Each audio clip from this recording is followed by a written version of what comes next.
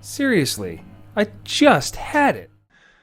I recently had a viewer ask me about my brake master cylinder reservoir install, and they had a couple of questions as far as the logistics of how to do it and whether or not you had to bleed the system afterwards and what was kind of the step-by-step process. So I'm just going to go through that really quick and explain how I did it so that I didn't have to bleed the entire system, all four corners of the car for the brakes and also the clutch master cylinder down at the transmission.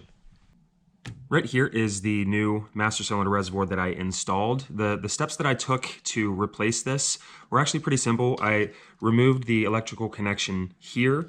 There is a keeper screw on the back side underneath here that you'll need to remove. And what I did is I pinched off this line with a pair of line crimpers, and then I undid this clamp and pulled that off. When I did, I actually had a rag underneath there to catch all the excess fluid in the reservoir.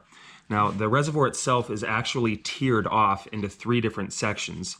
There's a section in the front, a section in the middle, and a section in the back. And as you fill up the reservoir, it kind of overflows into those little individual reservoirs.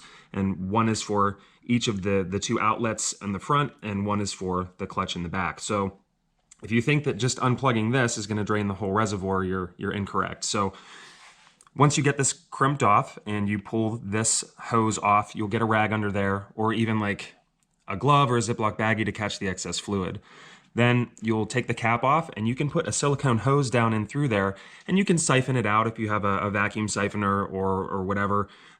Or you can, dip rags in there. The other way to do it is to get a bunch of rags on the underside on both sides. And once you get the three items disconnected, the hose, the screw, and the electrical connector, you can actually just gently pull up on this and the whole thing will pop out of the master cylinder itself. The reason that you crimp this off is so that you prevent the fluid from leaking out and air getting down into this line. So once you do the replacement and put it back in, you reconnect this hose and then you fill up the cylinder completely, and then you put this hose back on, get the clamp back on, and when you undo the hose, you push down on the back side right here, give this a little wiggle, and actually I took a pair of needle nose pliers and just squeezed the hose and kind of milked the hose a little bit just to squeeze any of the air bubbles back out. And when you do that, you're getting all of the air out of this hose. So you're not going to have any air in your system, because on the bottom side here, where you put this back in and you shove this back down, as long as you don't touch the brake pedal or the clutch pedal while this reservoir is off, any air is going to be at the highest point of the system to begin with. So whenever you put this all back together, you're not going to have air in your lines. So I was able to do this without bleeding any of the brakes or the clutch, and everything works perfectly fine, so you don't have to worry about it. I think that covers all the bases as far as this project goes.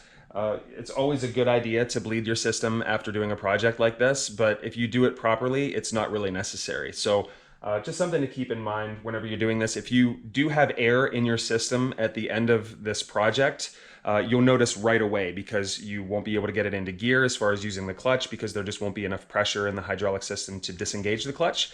And your brake pedal, if there's air in any of those lines whatsoever, your brake pedal will be very, very spongy, probably go down to the floor, and you won't have a lot of brake pedal. So you'll know right away whether or not you need to bleed the system.